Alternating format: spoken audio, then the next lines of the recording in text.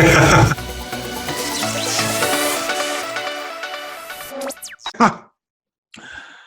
right, guys. So welcome back to the Crazy Juicy Love podcast. I have an ultra special guest, Travis Fox. I thank you. He's a transformational coach. Thank you for being here. Thank you. Thank you. So just tell our audience a little bit more about yourself and really how did you even get into coaching? Well, the real simple answer was I needed to, quote unquote, fix me. I never really wanted to get into transformational work at a scale, at least at a conscious level. My life started out very interestingly in that I was born in Phoenix, Arizona, and then within a very short period of time, I was whisked off to Japan. And I spent the first almost 4 years of my life growing up in Japan. My mother was a model actress, and my father was a fighter pilot. So if you ever saw the movie Top Gun from the 80s, it didn't work out that way, but it really looked cool on film. And so we came back to Florida for about 6 months. And my father was kind of this avid golfer, and he was just kind of an overall good sportsman, but wasn't, awesome at anything, but just loved to play sports. He's a Michigan farm boy. That's just kind of part of the bit. He put a golf club in my hand when I was just turning 5, and I took to it naturally. Of course, it was a way for my father and I to relate. And then we were whisked off to Germany. Same concept. Spent almost 3.5 years there, and finally came back to the United States around the time of 9. But golf had become this kind of thing in my world, and I just kind of kept playing it. Well, when I came back to the States, my parents divorced when I was 9.5. My mother continued to pursue her acting career, and my father continued to finish out his time in term here. And golf just kind of became my thing. And before I realized it, my life was planned out. I was going to be on the PGA Tour. I was going to be a professional golfer. I was going to go win the Masters. I was going to be the next greatest thing before anybody ever heard of this guy named Tiger Woods, because I was slightly older than Tiger. And even though we all grew up in California, he was younger than me and clearly better than me. But I didn't want to admit that at the time, but I was a good golfer, ready to go. And then my life, not unlike probably many of your listeners, was all planned out, quote unquote. And then real life showed up. And real life was that my girlfriend at the time and I got pregnant my senior year of high school, and that changed everything. It changed everything, not from having a child, but how that child came into the world. She made a choice and did a midnight run and took off with our unborn child. And I was left there dumbfounded. I was left there with an experience and a framework of, what does it feel like to actually have a broken heart that's not just broken, but it's smashed? Everything I had built my world on and my ideal concept of my plan of my life just went out the frickin' door. And I had no way to handle it. I had no concept. All my years of playing golf and juniors competition and practice and training and reading books, thinking I understood how to manage my mind, all BS. I had no idea. Really is what changed my life. And from that perspective, I went from being what I call, head case to head coach. My entire path was to figure out, how do I get my head out of my rear end and stop, walking down the middle of the fairway and thinking about these things that have nothing to do with golf, and sometimes being completely emotional, which people thought I had just gone off the rails, and to a certain extent I did. You're crying next minute you're angry. The next minute you're like, what the hell am I doing with my life? The next minute you're like, oh, I got my whole life planned out. You're like a leaf in the wind. You're all over the freaking place. And I went to discover, how do I fix me? And one of the things that I had gone on to was, a cognitive psychology model, and sports psychology really didn't quite exist at that time. It was just starting to bud out as a new form of sports performance. And they really wanted to do a Freudian model on me. They wanted me to look at my mom and my dad. And I was just kind of this arrogant kid that said, look, I really don't give a crap about my mom and dad. I want to know how to get back into golf now, because my entire identity of myself just blew up, right? It's gone. Travis the golfer is now Travis the idiot. Well, I don't know how to deal with Travis the idiot because that's in conflict with my ego. Well, that was the most beautiful thing that ended up happening. And I say that now 30 years later, looking backwards. And I met my mentor, who I sat under for 15 years and a couple doctorates later, I found out my real passion in life is I love being in the room, whether it's, in front of 5,000 people speaking or it's one-to-one. I love watching when people wake themselves up to who they really are versus who they think they are and who they've been programmed to be. And that became my impetus was, I didn't want anybody to have to go through in the golf world what I had went through. And so my entire doctoral journey, my second book was all about that. and the architect of being process, some 30 years later now, is all about, hey, wait a minute. It doesn't have to look like you think it does. And so here's a step-by-step path. Because at the time, I'm a how-to guy. I was like, well, how the hell do you let go of stuff? Or how the hell do I get my head out of my ass? Because I can't seem to do that very well right now. And I keep having all these thoughts that I can't figure out. And, and if any of my friends talk to me the way my head talks to me, well, I wouldn't have any friends. And so I said, well, that's really odd. Where do these thoughts come from? Because there's no way, it's not possible, Jimmy. I wouldn't talk to myself and say, Travis, you suck, you're not good enough, you don't know how to make decisions. You're a failure and all those things. I wouldn't say that crap. But if I was being honest with myself, which I know, being honest with yourself sometimes is the most scariest thing on the planet, I was the one talking. I was saying this shit to myself because I hadn't really looked down and I didn't know a way to do it. So that became my path. And here we are, a couple degrees later, which has pros and cons, and then I spent years traveling around the world, sitting with other great masters and teachers, and I developed a system because I'm a how-to guy. I want a blueprint on how to architect my life, and not just architect it from an ego point of view, but from really what's passionate and down in my heart, and then realizing that what my head said it had to look like, based on my mother, father, and the religion I grew up with, and the cultures that I had grown up in, says it's supposed to be, versus what does my actual architect or my heart say that it needs to be. And so the last 30 years, that's been my work, both on self-transformational work, as well as architecting entrepreneurial journeys. Entrepreneurialism is falling in love with the process. And so isn't the whole life a process of falling in love with yourself? And I don't mean fall in love like, gee, I have to like myself, recognizing you were loved when you started this journey. Somewhere along the line, you exchanged it for something else. When did that happen? What was the trauma and fracture that happened? And then how do I unwind myself so that I can really stay aligned with myself and go way beyond this thing that everyone loves to call the law of attraction, and to think that it's a linear thing. I think it'll show up. Well, if that was the case, we'd all be living blissful lives. Right. And I would offer that many of us aren't. So, law of attraction is a very, very, three-dimensional, 360 spherical thing. And that's pretty much my path now going on. This is now my 30th year, starting in January. Wow, that's so amazing. That's more information that I learned about you now than before, There's plenty about bumping, one of my favorite ones is, you don't have to keep bumping your head against a wall and expect to turn into a door. And I'm the epitome of that. Right. And it's like the other thing that I've learned that, your life is a result of the same actions you've been doing over and over again, and you're not like shaking new actions. Like, okay, you want a new result, you have to take new actions. And I try to tell people I coach, even people in my life, over and over again, like, you have to take a new action. And people fight me on that. I say, okay. Yeah, and that's exactly what Architect is about, is because, we'd say the same thing. Like, they'd say the same thing. Oh, Travis, I need you to be mentally tough. Okay, what the hell does that mean? Tough what? I mean, does that mean I need to be more strict to myself? Does it mean I need to ignore the thoughts?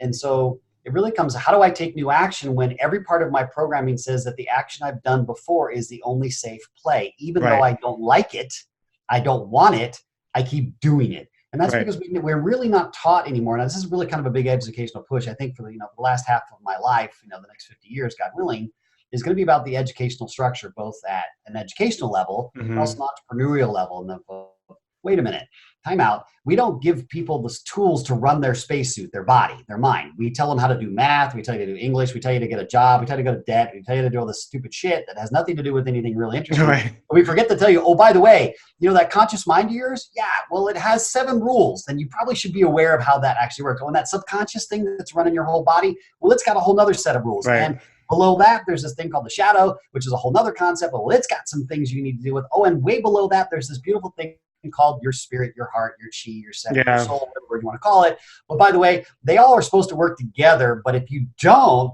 they'll all just kind of run amok, and it's like herding cats. It's just, they're everywhere. You feel like a leaf in the wind. And it's so, for me, it's become this really strong impetus to, one, you can make it fun. It doesn't have to be, complete, like, oh, I've got to spend the next 500 years in therapy. Therapy sucks, right? I'm not saying it doesn't have its value, but you go there and you really lament about the past. And you need to look at the past, but what if you had a way to unwind it? So you can see the step-by-step sequences, what are the belief structures that are driving it, the emotions that are driving it, and really get down to your truth. Because what I find is, and that, Jimmy, I'm sure your listeners are the same way, is, we're all afraid of the dark.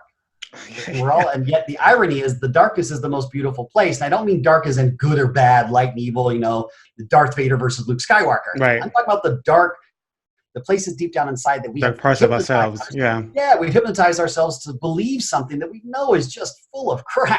but we do it because we're all master hypnotists. We don't even know we're doing it to ourselves. But in the dark, two things generally occur. One, that's when the truth comes. Your demon, you get to face yourself, or you run. You choose. No right or wrong, just where it is. Or B, the real you shows up that you're not willing to show in the quote unquote light. And then you have this conflict of interest of the self of, well, how come I'm afraid to be me?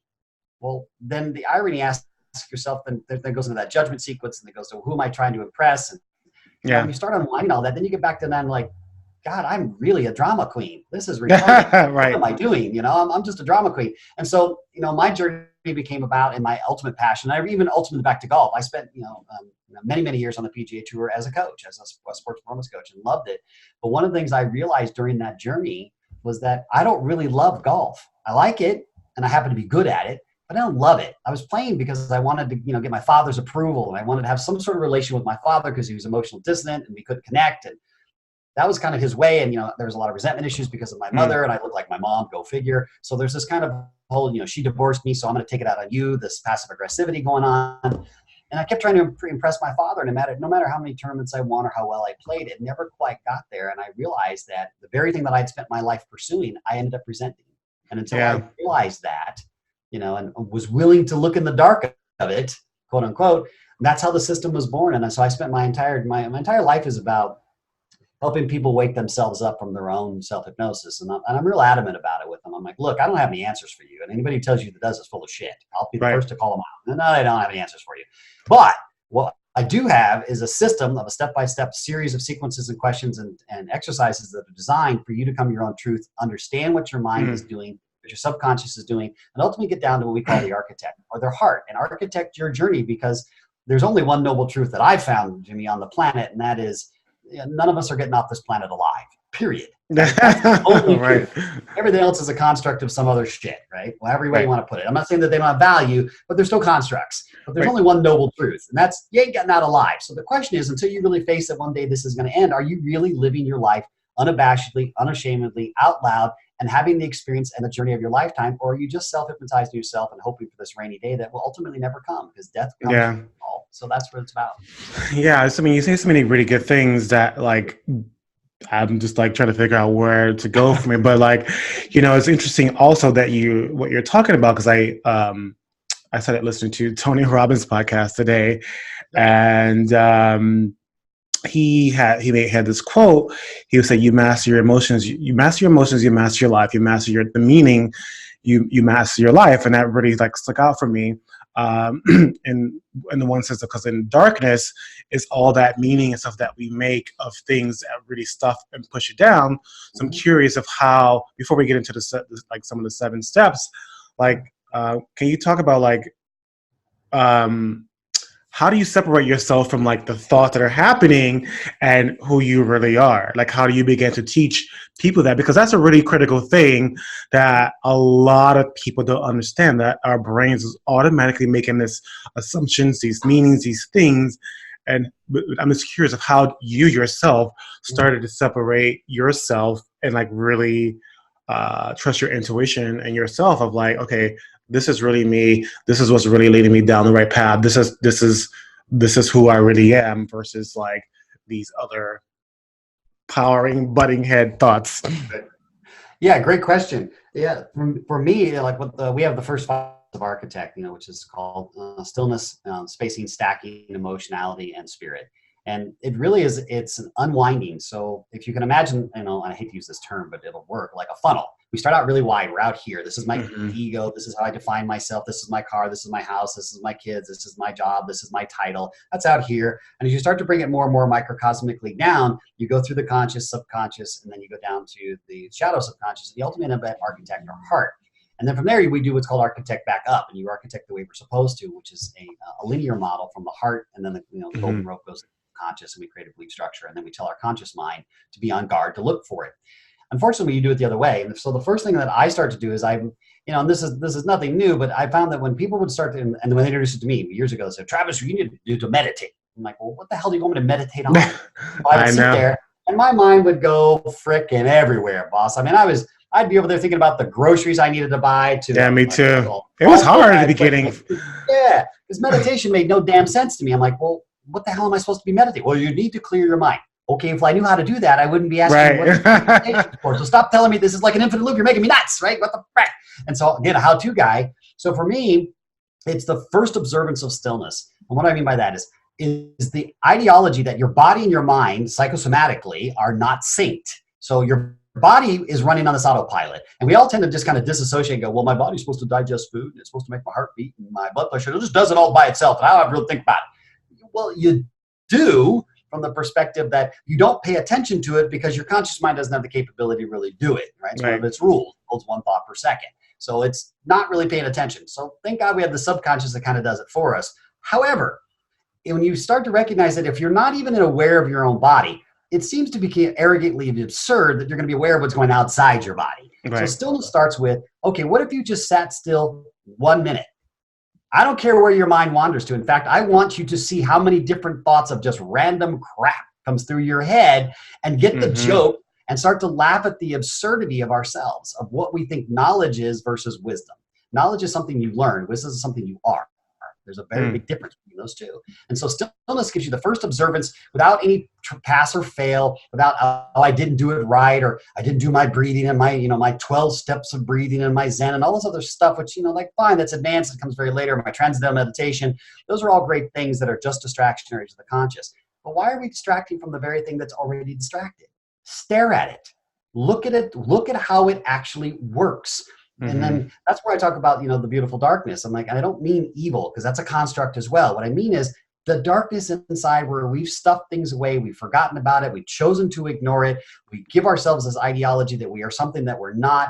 And it doesn't make you less or more than. It's just like, why don't we unpack all this stuff? Because it's no different than, a mule that's going up a mountain. It only can carry so much weight until its legs break. Well, we'll do that emotionally, we'll do that psychologically, we'll do that spiritually, we'll do that romantically, we'll do that entrepreneurially. We'll do it in a plethora, psychosexually. We'll blow all these things apart, because eventually our body goes, I can't carry that weight. That's not what I'm designed to do. And it will throw up emotionally, or as the Greeks say, no thumos in the oikos, no throwing up in the house. And we throw up all over the place. And so stillness is the way to start. And we call it stillness only because your whole objective for that minute, Jimmy, is to just make your body sit still and watch how your conscious mind, the moment you make that decision, you'll have itches that you've never had before on parts of your body that you don't even pay attention to. Right. You'll want to move. Yeah, you'll think spiders are crawling all over. It's just hilarious how your mind likes to just screw with you. And then you start to realize, well, ain't that a mother? I'm actually mind foxing myself. Holy crap. And that allows us that first separation without judgment, without, gee, I'm not doing it right, or I didn't sit still and, say my ohms right. I didn't go through my Kundalini movement. All of these things that sound really cool on paper, but really let's boil this down to simplicity. Can I just sit still for a minute and watch how my mind wants to make me move? Because it's so busy trying to distract me from going to my own truth, because that's where the ego and the architect live very, very separately. The ego is about survival and distraction, where the actual architect, your heart, says, what's there to distract from? I'm already connected to everything. It's impossible not to be. And that's that first step. Wow. I really love that. You have something on your website that I wrote down, and I was just like, oh my God, I really love this. And what I say now?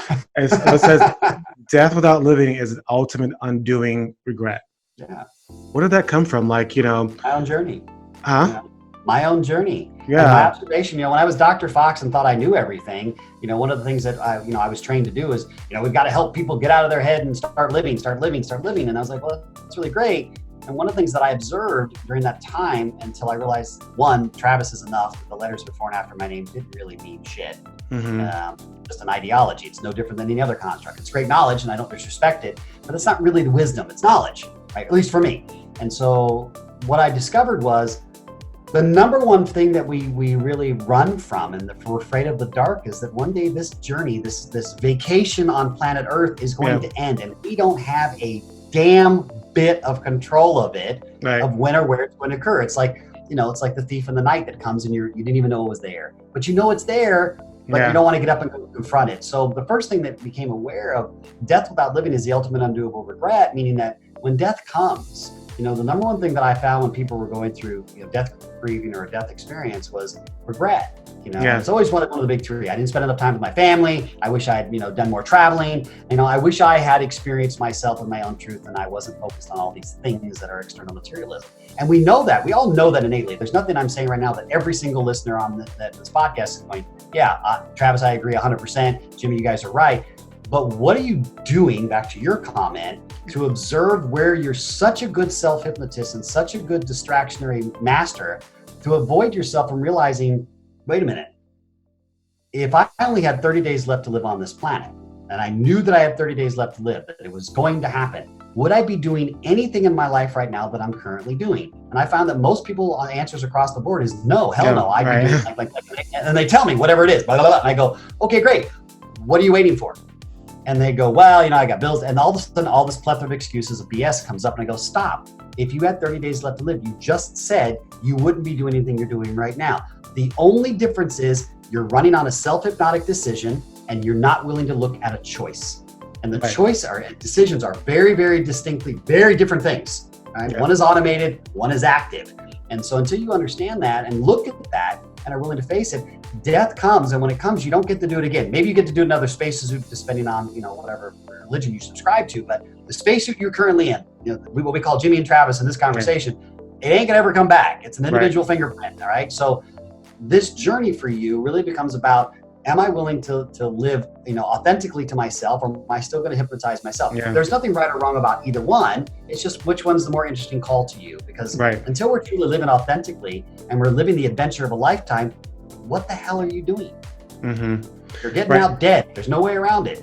Right? Yeah. And I'm curious. So that's what death without living actually means. It's like, until we face the fear of death, are we really actually living our true authentic selves and living the adventure of a lifetime? Because gosh, it's an adventure and it goes by fast. So fucking fast. Well, have you yourself come close to death, or like experience something that was like woke you up, other than, your girl leaving you?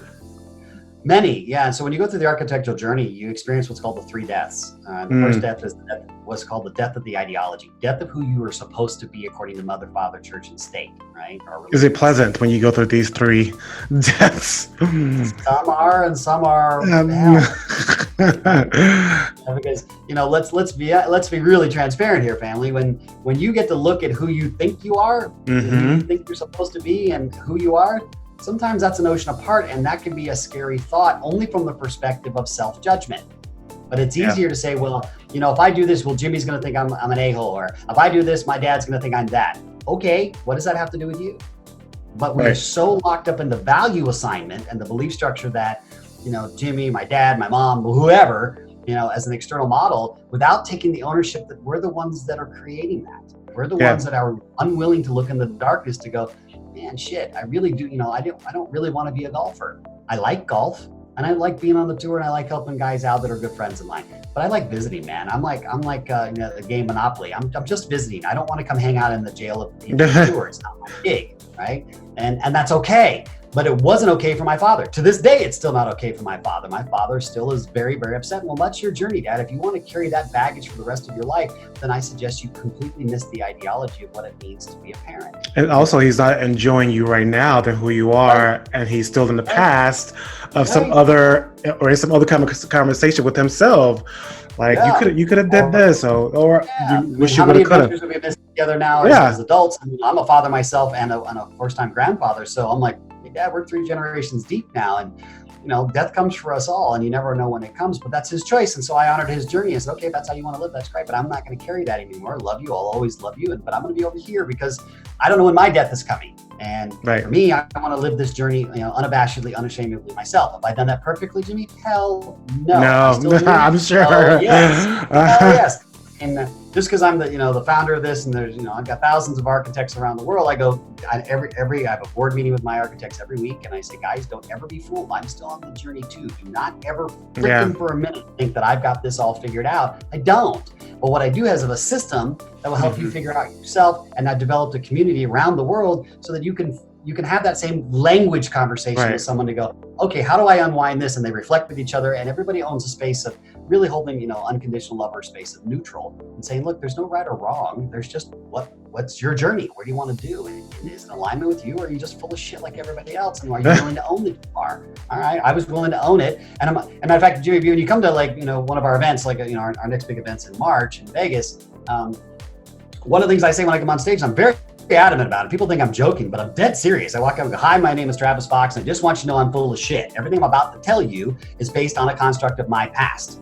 So if you think I've got all the answers, you're talking to the wrong guy. But I got really damn good questions that will make you unwind yourself and face yourself if you're ready and willing. If not, the next hour is probably just going to make you feel very uncomfortable emotionally, because I'm going to be asking some questions that only you can answer. And you're probably the one that's been avoiding them. So I'm really adamant out front. And I really like to take that position, because the other thing that I found is, especially today's social media, everybody's got an ism, right? I'm here to be a life coach. Well, how the hell are you coaching about something you're still in?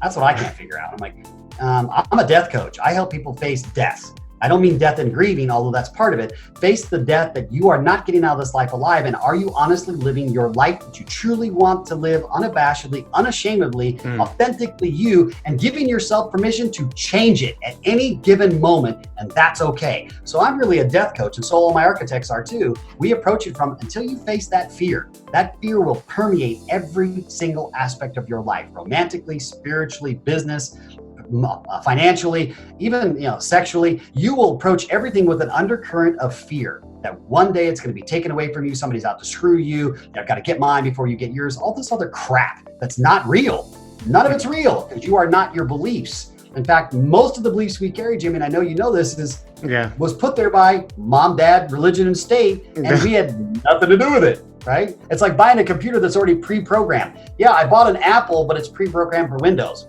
Shit, that doesn't work. There's a conflict in operating systems. And yet we go, well, that's just where I grew up, Jimmy, or, well, that's just the way it's always been. And, that's what mom and dad did. I'm like, and what does that have to do with you? For you absolving yourself of the responsibility, and most importantly, the opportunity, the invitation of a lifetime to live your butt off. Because guess what? When it's over in the theme park of life, you're going to give your spacesuit back when you close the theme park called death. So you might as well burn this thing out and enjoy it. As Def Leppard used to say in the 80s, it's better to burn out than fade away. Hey, burn out.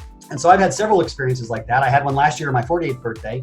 To answer your question specifically, I summited Kilimanjaro for the first time in my life. I was not a mountain climber, still not a mountain climber, but I was called to the mountain. And a very good friend of mine, who's actually doing a world record attempt as we speak right now on another mountain even higher, I was invited to Kilimanjaro, and we summited in 6 days. But at 19,000 feet, 341 feet from the summit, I had that cathartic moment. And that cathartic moment, which is the second death all architects get to face, is the death of your ego, where you truly separate and go, yes, I'll always have one because it comes with the spacesuit, but I don't have to participate with it. And I know how it works, and I can understand it, and I can unwind it at any given time, and the choice is mine. And at that moment I had one. My buddy had ended up getting altitude sickness at 19,000 feet. Wow. We stopped for a moment, and I made the tragic mistake to sit down and take a moment and just sit there. And the moment I did that, I checked in hardcore, because you're so busy doing one breath, one step, you're just really kind of in this mantra of survival, which is kind of how we approach life. And I sat down to check in, and I realized, holy crap, I couldn't catch my breath. And I had that immediate, fight or flight panic attack of, I can't breathe.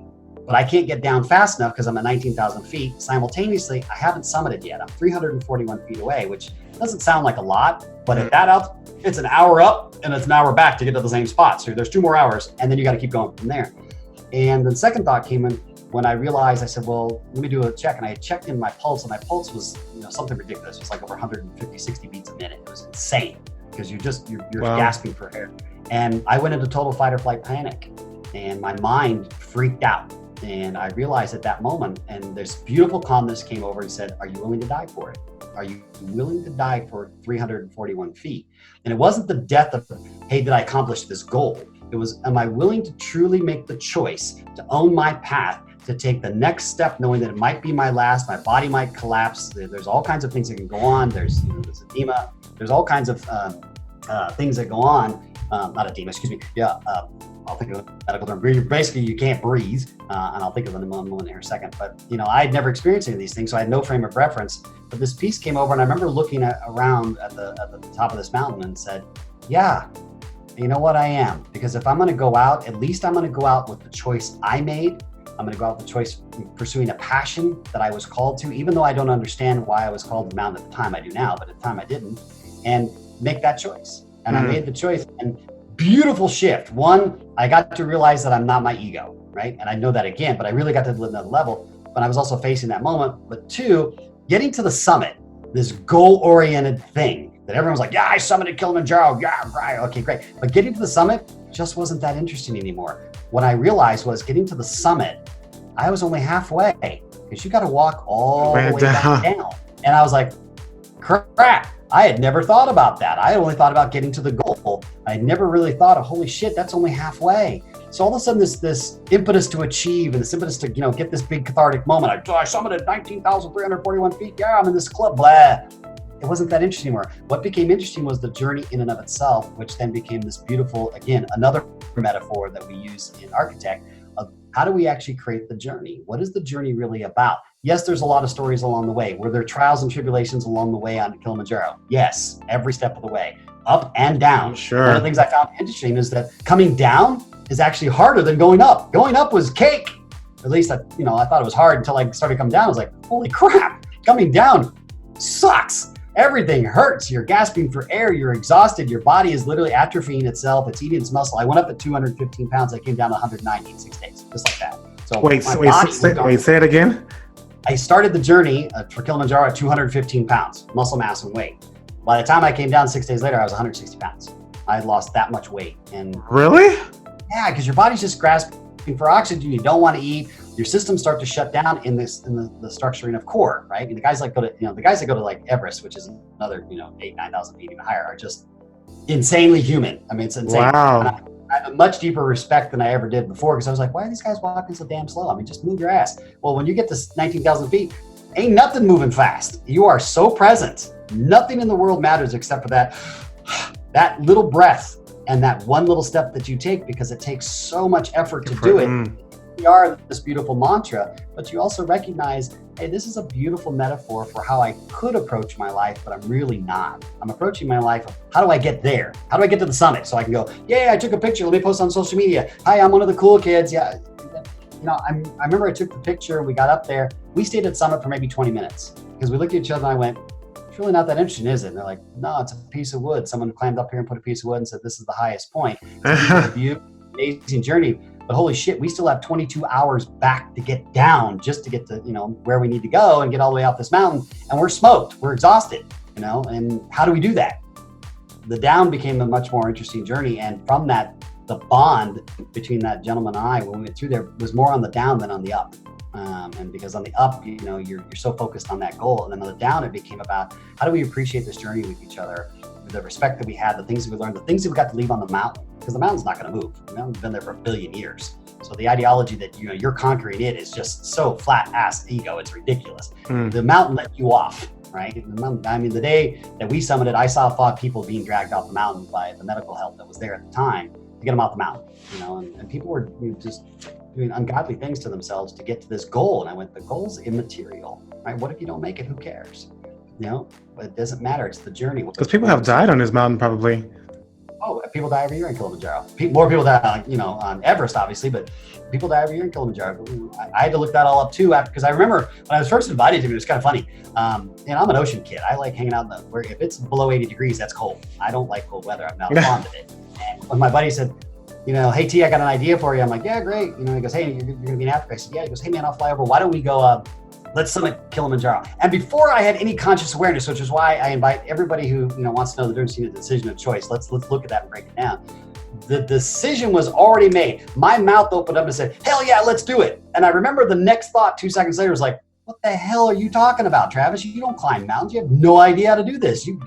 I haven't gone past, maybe 10, 12,000 feet, and that's using a car, right? I'd gone to Maui and I'd gone to the volcano there, but okay, fine. I knew I could be back down in 85-degree weather within 20 minutes. This is about walking 36 miles up to this thing at 19,321 feet. I found out it was the number 7th tallest mountain in the world. And here's the funny story about all this. I had no idea why I was called there, but when I finally got off the mountain and we were done and we're exhausted and we're all looking at each other and you sing with the beautiful Tanzania people and, you sing Jambi Wana, and you start singing this thing and you start to take it all in. Two things happened. One, I just felt this emotional release of, wow, holy shit, that just happened. That was amazing. And then I happened to be looking at a sign, and the sign said, here's the name of the summit. And its name is Uruhu. And I was like, wow, I didn't really, never dawned on me what that meant.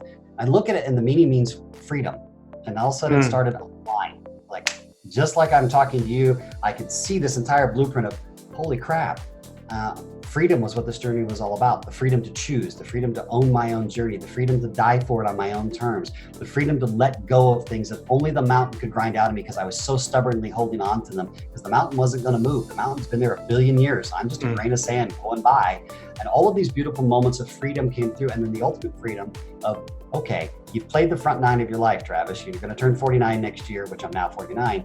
And you played the front 9. Now we're going to play the back 9. So how do you want to play? And so for me, this next freedom was I want to play where it's smooth, it's easy, it's cooperative, it's fun. And I want to co-create around the world with all the architects that people want to wake themselves up and create this entire community. And I'm not talking about utopia or a cult or an MLM or that crap. I'm talking about the individual freedom to be who you are, who you choose to be in a space where people go, okay, I'll journey with you. I don't care what you are. I don't care if you're male, female, rich, poor, gay, straight, lesbian, transsexual. I don't care if you want to live in a hut, you want to live in a path. I don't care. All I care is that you live authentically and that your journey of being aligned and this beautiful success called, happiness with my journey and leaving nothing on the table because we don't know when death is coming. Well, damn, that's an adventure we're dying for. And that's what I've been pursuing for the last 30 years. And, spiritually, that's what I'm pursuing. And that's what architecting is all about. Yeah. So let's just what are the 7 steps of the architect of being? Well, there's 6 stages you can go through. The first one is called the jump. We call that jump. Jump into your life, right? It's 14 hours. We deliver to you 14 days. So you get 1 day a week. It's over 16 hours of training. And you go through this whole process. It's me teaching it to you. And we start you off with 3 aspects. Clinically, what's happening in your brain? How does it work? Your brain, body, right? Then we show you application. How does that apply? Both in your past and how you can apply it currently. And then 3, experientially. What are you going to do that day? We give you exactly how examples how to do it and the observance of that. That's still talked about earlier. And then we walk you through the 14 days. And then from there, you get invited to the next journey. The next journey is called AITs, or Architects in Training. And that's a 14-week journey where you learn the entire fundamentals of everything you just learned in Jump. So in Jump is, I jump right in, I do it, I just do it. I don't know how it works, I just want to go. All right. Architect in Training then says, okay, well, let's show you how that works. So you can really understand at the level.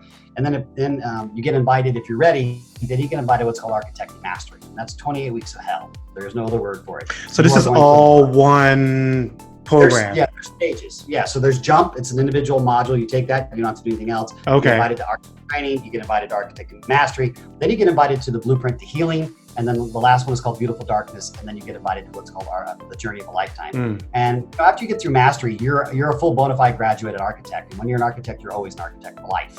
And you're part of that community no matter what you do with it.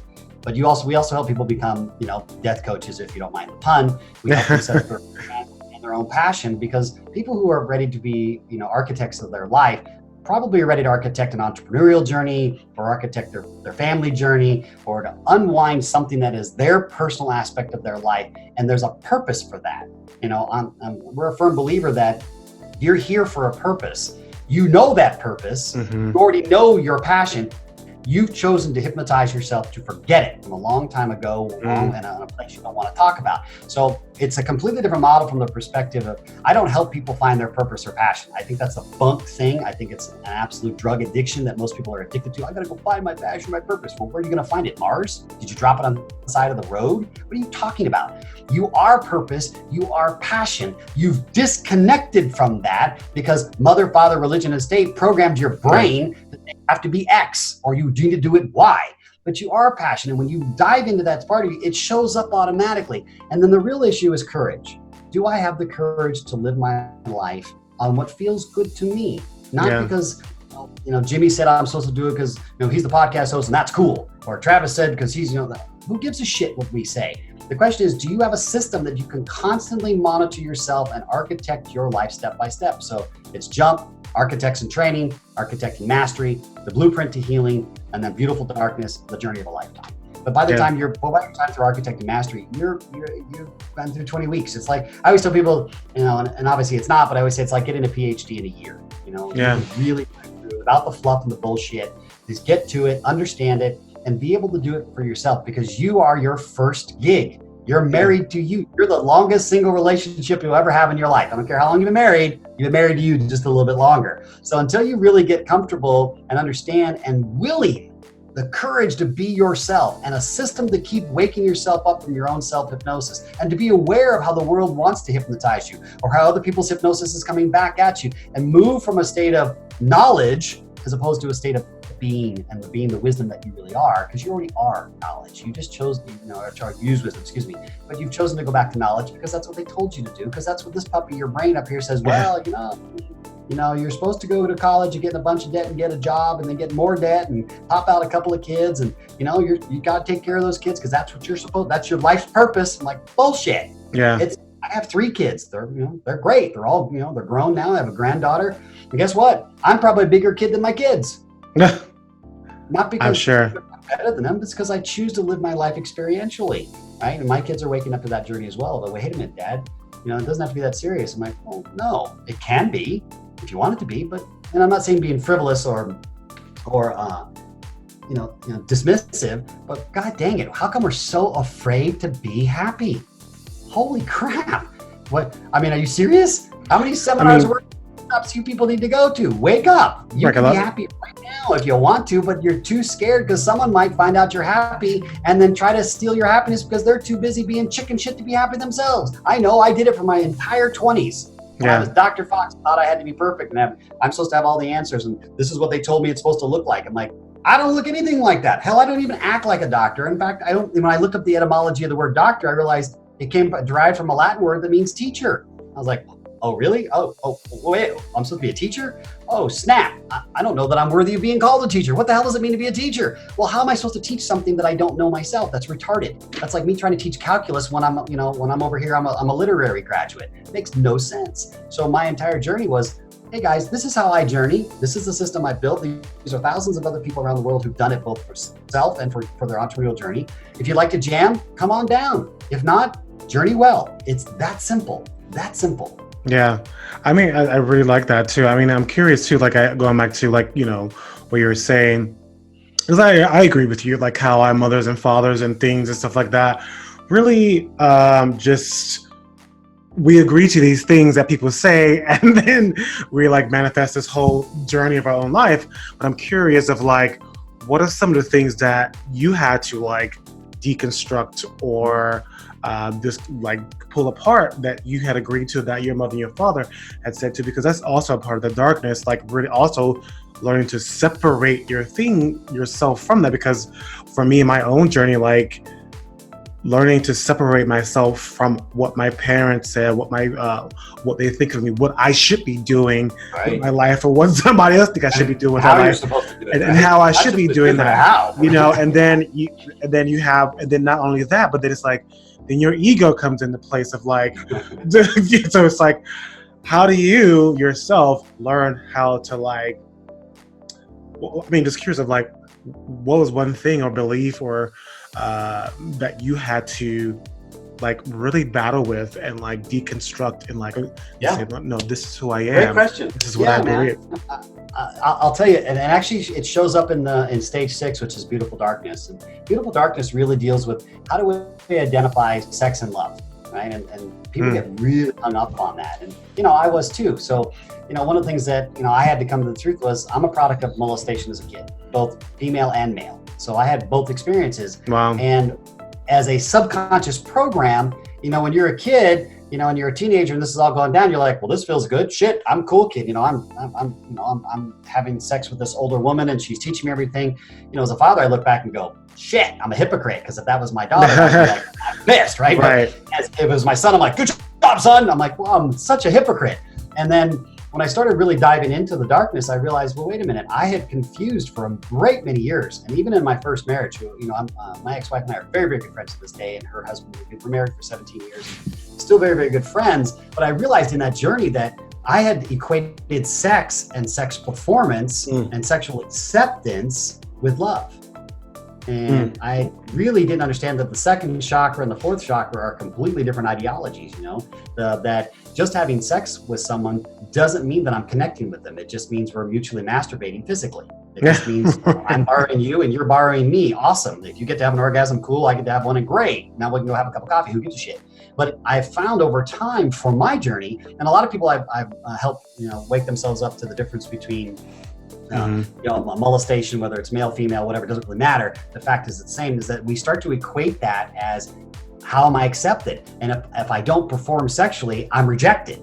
So I'm willing to compromise myself. I'm willing to, sleep with a bunch of people, or sleep with, whatever in a certain way, so that I can get accepted, and not just accepted from them, but more importantly, accept myself, because that's how the imprint came in. Yet when you move to the space of what does it really mean to connect, and work in a more of a tantric kind of way, an energetic kind of way, a heart way, sex rarely has anything to do with it. And so for me, it was a long journey where I had to unwind that, I had studied tantric, and I was into the Kama Sutra, and, I became a student of sex, because the undercurrent of all that, when I wasn't really looking at my darkness, was that sex for me was a way to be performant, to be accepted. And as long as I was good at that, then I was good enough, and then I would be accepted. And that was love. And yes, there's some of that in there, don't get me wrong, but it isn't really unconditional love that we all seek deep down inside in places we don't want to talk about, in cocktail parties, right? I want to be unconditional love. People don't say that. Yeah, we all want it. But we're too scared to go, man, I'm a conditional as all get out. And I receive conditions from my partner or partners, and I give conditional love, and we put these expectations. I don't want to be hurt, and you do this, and I'm going to play these games, and all this other bullshit. And instead of just stepping back and going, time out. What is sex and what is love? Now, for me now, it moves from the emotional connection of, I feel love. I am in love at that moment with myself, for one, because I enjoy the feeling of that. Two, I'm expressing that externally, and anybody around that can feel that. It doesn't really matter. It doesn't mean we have to have sex. It just means we're experiencing that love. But then sometimes it will drop down, and then you want to have that physical expression. But even in the physical expression, it's still coming from heart down. It's not going from, penis up, if you will, because that model doesn't really work. At least it never worked for me. And so I had to unwind this ideology and this whole image of myself of, Travis Fox, the great lover. Over my ass. You were just trying to figure out how someone to love you, because you were too scared to love yourself, because if people found out you were molested, how would they judge you? Right. Because I was judging myself. Because I was judging myself because I had created this whole story that said, I lost my virginity, and true story, I lost my virginity to a 29-year-old woman who became my mentor, if you will, for 2 years. Now, as a 13-year-old boy, that's cool as crap. Now you're like, yeah, man, I'm not holding hands and exchanging Letterman jackets and going steady, and doing pinky swears. Yeah. I'm deep into a 29-year-old woman who knows a boatload more than I do, but it was still about performance. And so my head made up a story. Oh man, I'm really that cool, and she chose me, and I'm different than all the other guys because they're in high school and they're still playing the going steady crap, and I've already been laid 400,000 times, blah, blah, blah, blah, blah. But the truth was, I was immersed in a world emotionally that I had no concept, right? I thought I did, keyword, thought I did, but deep down inside, it became about performance. Did I please her right? Did she have enough orgasms? Was I romantic enough? Did I say the right things? Was I good enough to, you're good enough to, at 13 to 15 years old to even remotely comprehend what the 29-year-old woman needs emotionally, psychologically, spiritually, physically. Yet she was teaching me all this, but I was always in the position of a student. So it creates this inferiority complex. And from an inferiority complex, you want to become superior. So you reverse it. So I spent the better part of my 20s and even early 30s unwinding that whole concept, and then having to come out and say, hey, this happened. I chose to participate. It didn't happen to me. I chose it, right? Because you can say no. At 13, you know how to say no. I didn't say no. I never once said no. I went in, reactively based on a decision process. I went in and, I kept saying it was a choice, but it was still a reaction at the time instead of really choosing. And that's where, decision and choice came out. So that's one of the big ones I had to work through. And I'm sure a lot of your listeners have to go through that. And I'm curious too, because first of all, thank you for sharing that, because, I find most men won't share something like that. Yeah. And, how did you come to know that was actually molestation? Because most guys are like, yeah, I had, will boast about something like that. And like, I was with a 20-something-year-old with an older woman, blah, blah, blah, and don't see the long-term repercussions as it mentally has affected it, because I haven't been molested myself, but I remember having the conversation with one of my best friends, and he was going through problems with women and stuff like that, and always going from woman to woman to woman to woman. We couldn't really figure it out, and then one day he just I don't know why he said this to me. He was like, when I was molested by a male cousin, and then I stopped. I was like, oh my God, that's it. Like, your insecurity about women comes from this incident, and until you deal with that, you're still chasing and avoiding being hurt by all this other things that's happened in your relationship. He was like, oh my God. He actually confronted the molester and forgave the person, and literally shifted his whole life, because it was this whole dark thing that was in the family that he couldn't fully love his cousin, was avoiding the family, and it really created this dynamic. But when he forgave his cousin, then it really brought the family together, which the family didn't know about it, but it was just him and the other cousin who had the willingness, because he didn't know that the cousin was dealing with himself all these years, and he was like, you just basically freed me from, I was so guilty for so many years, and then now my friend is in a healthy relationship with this girl. Yeah, it's that same thing. It goes back to decision and choice, right? We're still playing out the quote unquote decisions of our past, and what we think we're deciding, the decisions made at the subconscious level long before you became consciously aware of it. Right. So the egoic structure that says, well, I decide, I always ask people the same question, and I'd ask your listeners the same. When you say I decide, my response is, who is I in that sentence? Who's talking? What voice in your head is the one that's telling you that you made the decision? Because a choice and a decision are radically different. And I think the bigger thing, which I applaud your family member and that you were talking about, is men we're hypocrites, right? If I tell guys, I was sleeping with a 29-year-old when I was 13, they're like, oh, that was cool, that must have been great, really great. And I go, yeah, but I was also molested by an older male. Oh, dude, you're this, you're that, and all these explicitives come out. And I'm like, what are you afraid of? It's still molestation any way you slice it. Right. Doesn't matter. But men, if it's a woman molesting a younger male, that's cool. But if it's an older male molesting their daughter, they're on the kill path. And I'm like, well, what's the difference, right? And then you start thinking about, well, what about women that are molested by women? Or what about men that are molested by men?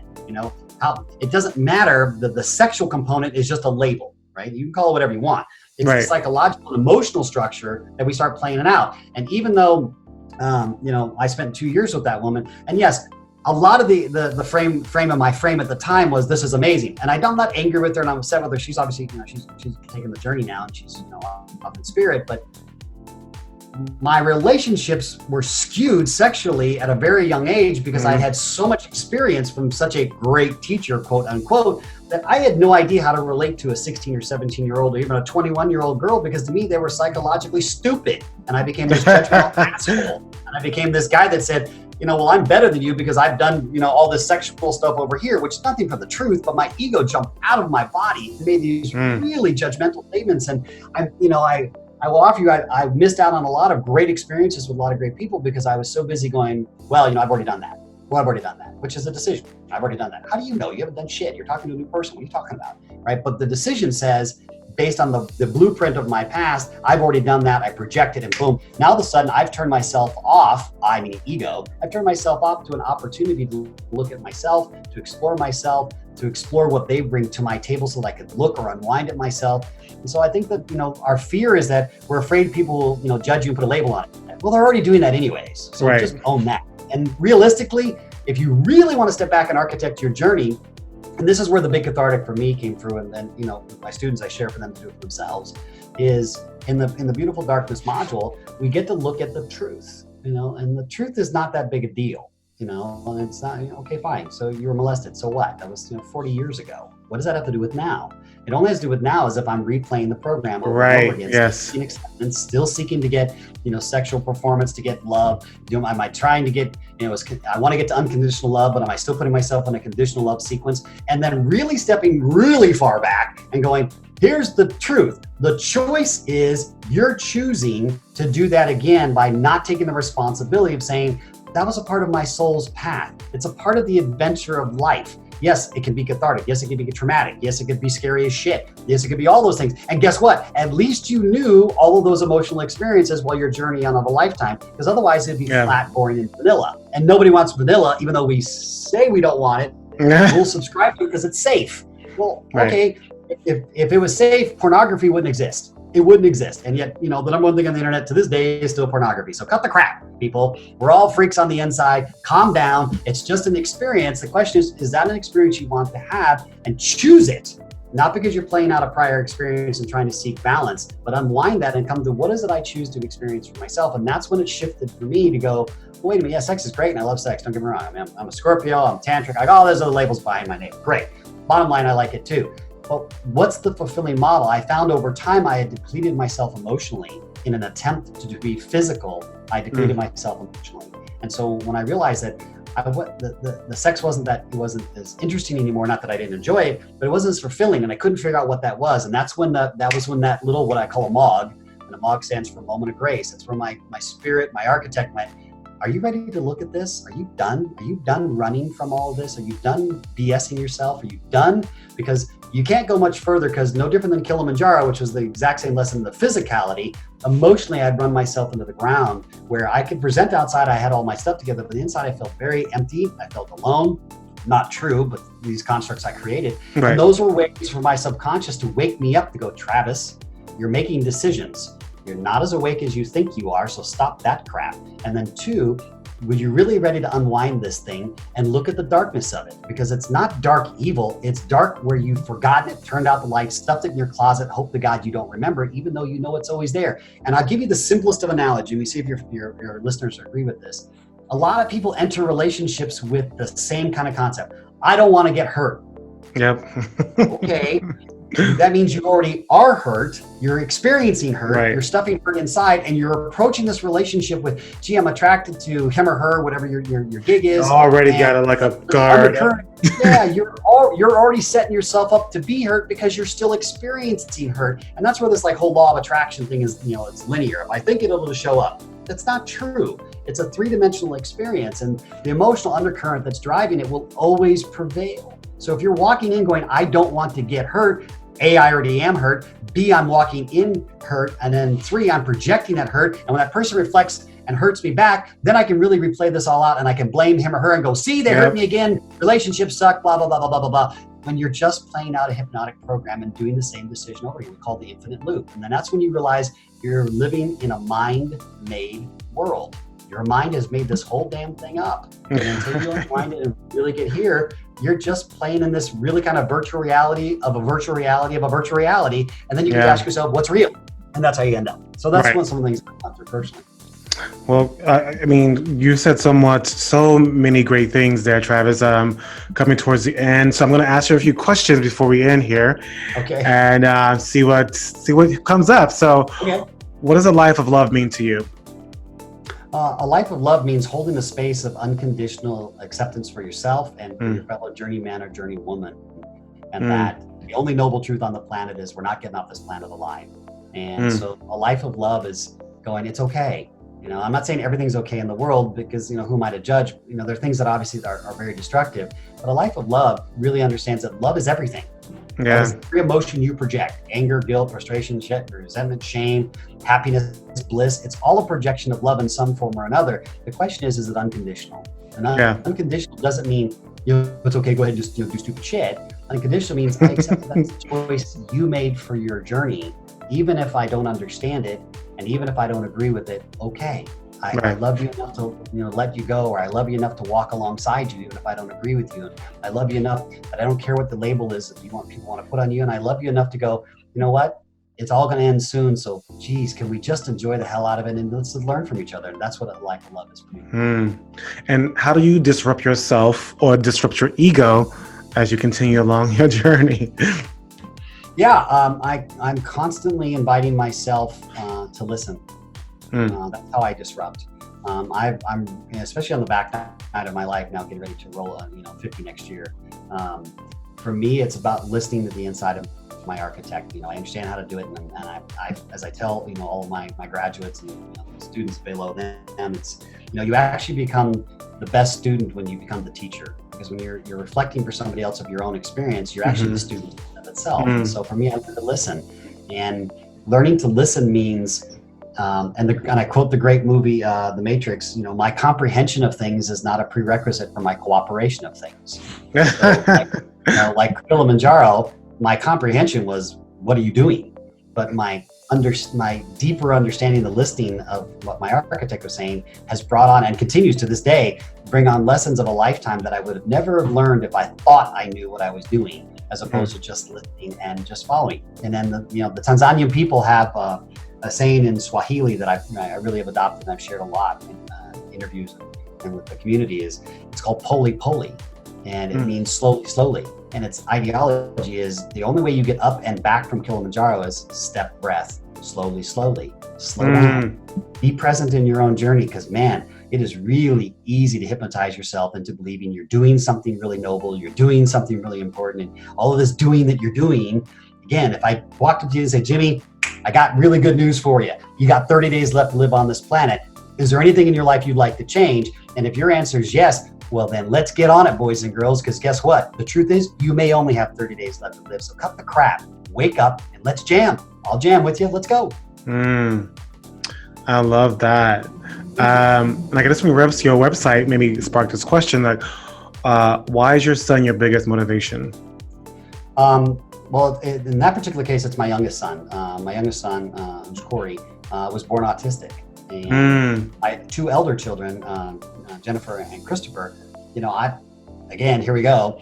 I'm Dr. Fox. I teach this all over the world. I'm this expert, blah, all this crap, right? Yeah, great. I found out PhD just means please her daily. That's all it means. It doesn't mean anything. I was like, oh, wow, is that what they're? Dad, I'm glad I got one of those. Shit. It's taken me 2 relationships to figure that out. Gee, I'm not the sharpest tool. So what is, and you want to talk about one of the beautiful unwindings of my life is when my ex-wife and I found out that we were pregnant with him. We thought we were out, and I use the word thought. Our 2 oldest children were ready to be done. They're going to high school, they're graduating, we're out of here. We're going to go, just travel the world, be 2 kids, because we were very young parents. And when we found out we were pregnant, it was like, okay, hey, we got this thing down. We've done this twice. We screwed the first 2 up. We got a really good chance of making this third one work. Third time's a charm, right? And taking jestful jokes at ourselves. We're really excited. And then, you put all these expectations. This is what it's going to be. It's going to be a perfect child, and it's great. And you're going to the OBGYN, you do all this stuff. And then he was born autistic. And, through the first 2 years, something in your gut saying something's not like the first 2. I don't know what that is. And I hate to use the word normal because I don't know what the word is, but that's how the system likes to go. It's not normal. Compared to what? Oh, the rest of humanity? Okay, well, Neanderthals, we're not normal to them. So what the hell does normal really mean? Right. And when I realized he was, on the autistic spectrum, and I took him to a couple of my friends who all did different diagnoses in one form or another, none of them hit the mark. I had realized that all of my schooling and my psychological journey, all the things that I had been teaching heretofore went right out the damn window. Here I am, Dr. Fox, the great communicator. I've got 14,000 hours on stage. I've won Emmys. I've done all these things that sound really cool on paper. And here's this beautiful child, and I have absolutely no idea how to talk to him. I have no idea how to connect because he speaks a different language. His language is based on emotionality. It's not based on verbiage. It's not based on words. It's based on how he feels. And he became my greatest teacher. So he helped me unwind the identity of Dr. Fox. And I realized that Travis was enough. And which is why I don't go by Dr. Fox anymore. Even though I've earned the degrees and I just don't. I don't need that kind of accolades. Travis is enough. And he has been a great teacher for me of what being present is. And I'll give you a story, and maybe this will help your listeners kind of put this in perspective for anyone who's an autistic parent out there. This is one of the greatest lessons I've learned. Yeah, I have one of my best friends. He was about 7 years old, and we were in Atlanta, Georgia, of all places. And it was fall, and quote unquote, normal kids go out and play in a pile of leaves. They jump in it, they throw it around, they do all kinds of stuff that we would normally do. Not Corey. Corey went out and he stared at these leaves for about 5 minutes. And I sat there and watched him like, what is this kid doing? I have no clue what he's doing. So I'm going to watch. And he sat there, Jimmy, and he grabbed these 2 leaves and he just stared at them and he looked at them. And the next thing you know, he just started just crumpling them. And he just stared at them and he crumpled them. And he felt every aspect of crumpling that leaf, and he crumpled it and he watched it drop. And he did what's called modulating. He kind of flapped his arms because he got really excited, and he, autistics can't, don't contain their emotions as well in their body. They just let them feel out. And so that he was shaking like, oh, and so he sat there and he did it again. And he did this for about 30 minutes. And I realized it was so blissful, so joyful, and just crumpling the leaves and the sound and the smell of them and how they felt in his hand. And I sat there and I started crying. And I'm like, all the guys are like, Travis, you're such a wuss, you started crying, man. What's wrong with you? Big boys don't cry. Hey, man, shut up. Let me tell you what's up. Big guys do cry, because guess what? It was such a beautiful moment that my son taught me that in all of my life and everything I had done, all my accomplishments, all the people I had slept with, all the awards I've gotten, all this thing didn't mean squat. I had never been so happy as he was crushing those leaves in my entire journey, and I wept. I realized, holy shit, I have no idea what bliss means. I have no clue what the concept is. And this little kid who is just taking the moment of being so present to just crush leaves, something I took for granted with both of my older children and myself. I'm like, it's leaves, I gotta rake them, I gotta throw them, I gotta put them in the shredder, whatever the hell. I didn't pay attention to think that that leaf was a living thing, and still is to a certain degree, and was so blissfully present. I had no idea, A, who I was, B, what the hell I was doing. And I realized at that moment, I wasn't a teacher, I was a student. And that became the journey of a lifetime. Wow. And now he's 17, and he's very high functioning now, and he has his own show on YouTube. It's called Corey's Kid Show. And he makes kid shows for other autistics. And he's got his own journey. And you can go to Corey's Kid Show on YouTube or Instagram, and he has his own puppet line, and he makes his own shows, and he taught himself how to edit. And his whole passion, and we were at Sesame Street earlier, both in Kaufman Studios in New York and at Sesame Street theme park, and we did an interview. I finally got him on camera in Times Square of all places, which is like insane if you've ever been there. To an autistic, that's overwhelming. And he was very present, and I just started interviewing him. I got the phone out and I said, "Tell me about your show." And he said, "I just want kids to feel the way I felt when I watched, Baby Einstein or Sesame Street or Teletubbies or Boo Bar or whatever show he was watching, because I want them to feel the way I felt. And so I make all of my shows so that they can feel that same expression, because that's really my passion." And he said it in this most beautiful way, and I'm sitting here in Times Square going, "Damn." I've got thousands of hours on stage, and I've never said something so eloquent as this young man. And so he's my biggest motivation.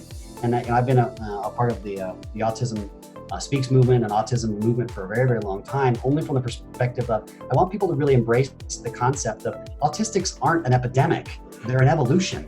No different than we were an evolution to Neanderthals, prior to us.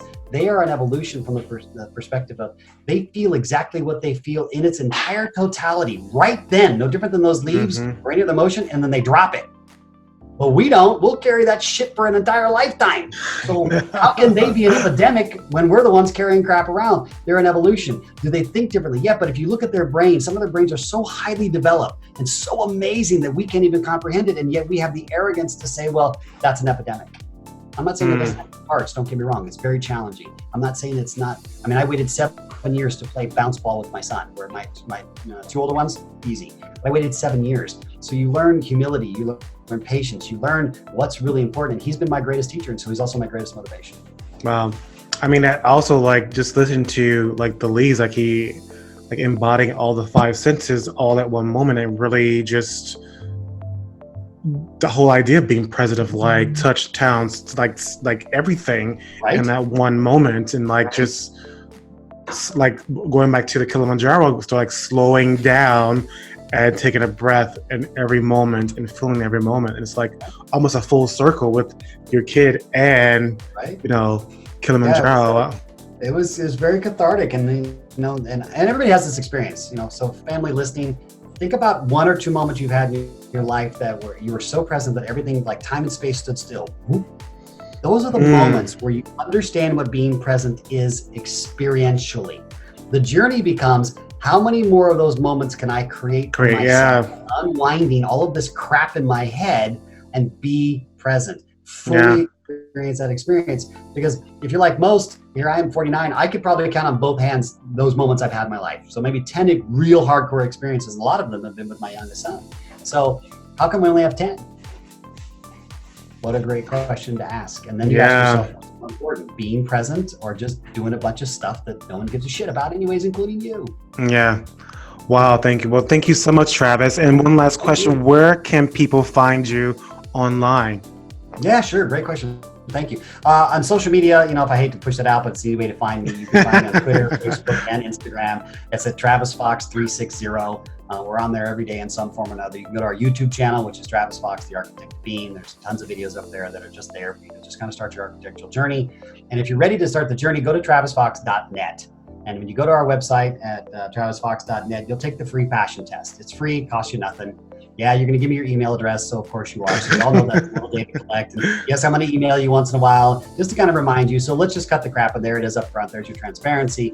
But then from there, if you're ready to jump, then you can jump in. You can take the jump. Start. It's $97 whole, right? That's less than a dinner with you and your significant other. The whole program? Well, the jump is, the whole jump program is $97. Oh wow. The whole journey of a lifetime, it's a little bit more, obviously, but I promise you, I'm one of the least expensive programs out there because my entire mission statement is to help 1 million architects wake themselves up before my time on the planet is over. And wow. We're on a strong path to do that now, but that's really my passion. And I'm also a firm believer that if you're on a journey of a lifetime and you really give people the how-to, you give them the nuts and the bolts, they'll do it. Well, damn it, they'll journey with you for the rest of your life. And that, to me, to have the experience to be able to go anywhere on this planet and go, hey man, you're an architect, let's jam. Hey Jimmy, what's going on? Remember that time we did that show together? Yeah, hey, what's next? Okay, let's go create this. Let's jam. That to me, experientially, is worth more than charging you $400 billion to go through a system that realistically, I believe everyone on the planet should at least go through the jump. You should have the basic understandings and applications and experience of how your mind and body works in relation to your journey of life. That's education. Not teaching you how to take a bunch of tests in school that no one gives a crap about anyway, so you're never going to use, but to really understand how to make the difference between a decision and a choice, to understand your conscious mind versus your subconscious, how to reprogram that beautiful tool of your brain to become the antenna and the transmitter receiver that it really is designed to be, to free yourself from the prison of emotional structure that you put yourself in every single day and don't even realize that you're doing it, and yet deep down inside you're doing it. Right. Those things are valuable tools. And so for me, that's my passion. That's my purpose. That's what I love doing every single day. And I do it every single day. And so the passion test is a way for you to start. And then the jump gets in for $97. And if you don't like that, then stop. But at least we're not taxing you for $4 billion. It's $4,000 here, $29,000 there. But wait, our big package is $99,000 and you can come hang out with me on, doing whatever. Who gives a shit about me? It's about your journey. So let me give you the blueprint, and if you like it, great. You can go forward. If not, stop. But at least you have the tools to do something, and I fulfilled my purpose, and you at least got the information to apply to your life. How you do that's up to you. So that's how they can find us. All right. Thank you so much, Travis. And it's been such a pleasure. Honor. Thank you, sir. And just a serendipitous of us coming together. So like strange, but I'm glad it happened. Yeah, just another mog, right? Yeah. We both listened. We're like, hey, you want to do this? I'm like, yeah, let's go. Come on, let's do it. Man, your show sounds great. I love what you're doing. I love your work out there. How can I help? Yeah, man. All right, man. Thank you. All right, brother. Well, thank you so much. Journey well. Thank you all the listeners. And guys, remember, no one gets out of this life alive. So live your ass off because you only get to do it once. I know that's right.